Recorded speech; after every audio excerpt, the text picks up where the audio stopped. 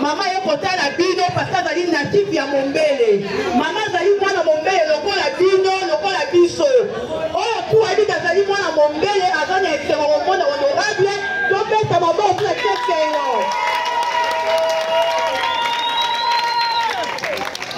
Voilà, boyé mulaka bana Mombele qui que tozaka uni, bana Mombele tozolingana makasi, sofi bana na maboko. Yango maman Elisabeth lelo a pensaki pour ça la descente na ye et pas la bino bandeko na ye, bino ba sœur na ye, ba frère na ye, ya Mombele. Alors bi na go tambola na ba commune nyonso. Pourquoi pas na kitape ici ko nga na botama, ici ko nga na kola parce que honorable na biso. Honorable na biso Elisabeth azali natif ya Mombele, azali lokola yo na ngai. Abotami awa akoli awa. Donc Mombele ezali mabele na ye aza mutu asika te, mazali mutu ya kala oyo abotama awa. Mombele eza mabele na ye. Yango lelo alobi aye kotala bino bosolola. Ata message mingi ya kopesa te, juste message moko kaka ya mukie. Mais message wana ekofortifie biso, ekozongisa biso tutu espoir oto. Bakende babongisi na biso Mombele, bakende bapela biso banzela, bakartier na biso ebonga, mais eza oto ayaki te. Maman Elisabeth alobi ye lokola azali natif ya Mombele, azali mwana ya Mombele, il faut abongisa quartier na ye. Est-ce que bosepeli? Maman Elisabeth alobi ye il faut abongisa quartier na ye oyo ezali bongo Mombele, il faut asala bapont na quartier na ye parce que toza na banzela mosusu awa eza ya kobeba. Mais maman Elisabeth aye aya kosilisa baproblème nyonso. Donc ye aza na souci na ndenge ya kosakana te. Ye mpenza azali honorable oyo biso Mombele il faut tovote ye. Oyo tu aza d'abord avote maman Elisabeth abeti maboko.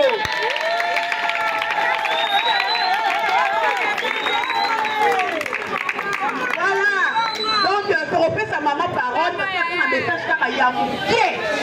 Après ça n'a qu'une autre banderonaye. Mais pour moi bien il faut trouver la kimia. Donc il faut pas dire kimia tête, on a un message ou on a bien donc il faut garder silence.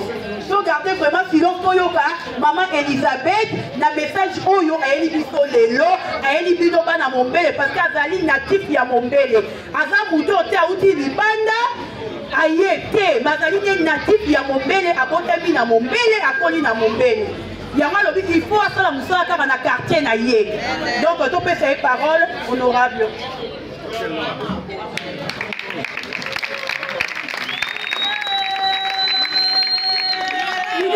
Viva! Viva! Viva! Viva! Kombolanga mama Elisabeth Chikuka Kabana. Aza mwana ya Mombele.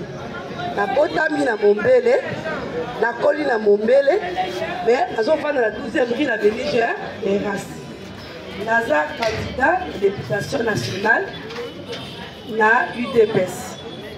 Yango na lelo et pas la biso, et pas la biso, ba la Mombele, ba mama ya Mombele, ba bilenge ya Mombele, ba papa ya Mombele, bosoana bino na mona bino. Toyebana, boyebana, na pena yeba bino. Yango na ye awa. Na 2018, bato ebele bakota Mombele, bakota limité, bakosa biso. Ngape na vota bango, bakosa pe ngai.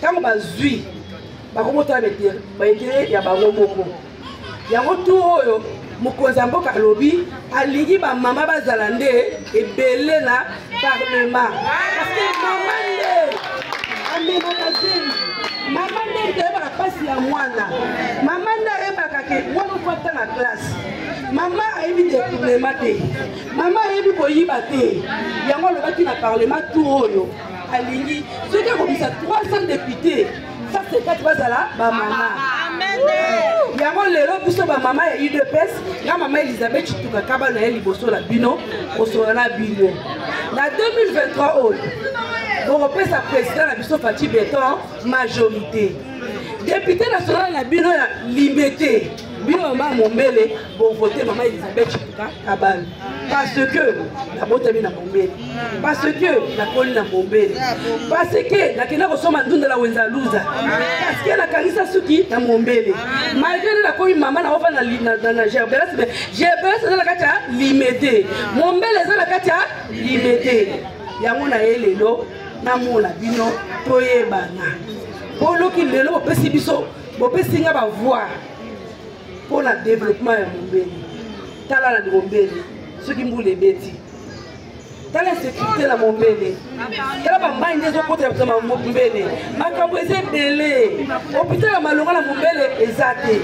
Centre de santé de Malonga Mombele est zaté. Aux hommes, on a la fondation, on a appelé maman, fondation, on a appelé maman Elisabeth Chituka Kabana. Fondation, on a un programme sur la fondation. Les autres sont là, ma maman, surtout ma maman. Pourquoi ma maman? Parce que ma maman est aboko la bana ba mama ne bazaka na souci ya bana mama koza mbongo take somba bia take bana baliete ya moni fondation la la nazo sunga mingi ba mama na ba fille mère parce que nga moko nde naza boy naza mama zara bana misa na boko la bango ngambo na bi passe ya boko la bana passe officiel la mwana minerval passe officiel la mwana transport na yebi ya mo moni fondation na ngai ezali so na mina kabela bino mbongo na koyede bilote eza sous forme ya microcrédit dit soko otekaka mapa bapesi yo fond obandi ozokisa maleme soko otekaka makala bapesi yo fond au crédit mais eza na intérêt te epermettre nini fondation tourner nde eloko ngai akosala soki oza na projet osala baprojet ebele na kati ya fondation na nga naza na auto école bajeune garçon na basi baki bayekola motuka bakolakisa bango fulu naza na nini centre ya nini atelier ya couture oyo nyonso alinga yekola ata métier ya kotonga mécanique balakisa ye po aluka moya kolesa libota nakokabela $10 libo olie bolobi na préféré balakisa bino mosala balakisa bino mosala olesa libota na préféré na defiso mbongo otourne nango ozongisa mpo olesa libota nde eloko na nga nayeki lelo namona bino nasoka na bino yango wana oyo nyonso aza na question tinga soka na nga privé baresponsable baza wana bosololi na bango bozwi rendez-vous na nga biro na ngai eza omoni kaka so bimi 12e na biso avenue Gerbiras numéro 665 eza place onga nazovanda nazoyamba bato kaka wana abengi bureau azwi rendez-vous asololi apose problème na ye naza wana mpona mutu nyonso na basi na soki wana merci beaucoup.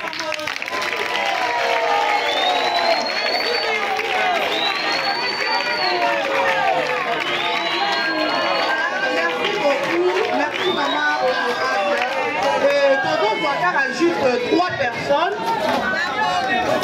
Elisabeth Chitouka, pasteur Moko a fait sa parole pour la banne à tout à mon bébé.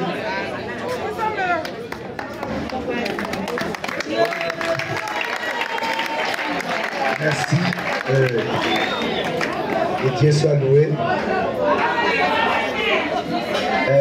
Gaïli, pasteur Jacques, je pense que pour lundi, ma projet, oyo maman Zanango. Souvent, dans mon bébé, oyambaka ba transit. Bato bazouta ba commune mususu. Aye, to voter pour dire qui bango baki. Et après, même pose à la audience naie, c'est tout un problème. Et dans mon bébé, jusqu'à présent, les années 4e électoral. Depuis 2006, 2011, 2018, dans l'élo 2023. Nous avons député ni provincial, ni national. Alors, le cola, il y a les métiers, il y a mon bébé, il y a conviction, il y a au Tchamutu, et c'est nous allons nasima na bango pour la botini kaba. Et le moment où en 2011, na moni vice-gouverneur Jekoko azalaki na prison asala baganike mais bana kingabwa basali nini bavota pona nini pona ba empreinte oya tika na kingabwa et pourquoi pas biso na bombe et ça sera bien le la maman Azaawa. Je pense que la Bible nous dit qu'avec Dieu nous ferons des exploits et tu écraseras tous nos ennemis. Donc, ici, la seule exemple, nous assimanayo et nous profitons par là que ceux qui moyaient qu'aux ala, que côté qu'on coûte en amène et comme ça, dans ma qualité de sous tous les côtés saillants et qu'aux ala. Donc, Nzambe azalanayo, Nzambe atambula nabiso, tina 2000. Dit le 20 décembre pour l'élection et Ndenge vous a déjà awa na ma maman na biso basala nzambe c'est-à-dire vous a déjà victoire. Amen. Merci beaucoup. Voilà, toujours deux personnes on va faire la question il y a reposé pour la maman parce que maman a ma capacité il faut que de retard la bateau est pédé. Donc, tous les soukas à tous les tambours. Deux questions, on va les poser, tout le monde a tous les Question, s'il vous plaît. tiala bondimi mama déclaration ezate baproposition tu mama sali bino bondimi onga nateranga na ngai te te mama kopesanga fond baquestion eza te yo oza na question baoyo baza na question tomboli loboko aye opose question j'ai opposé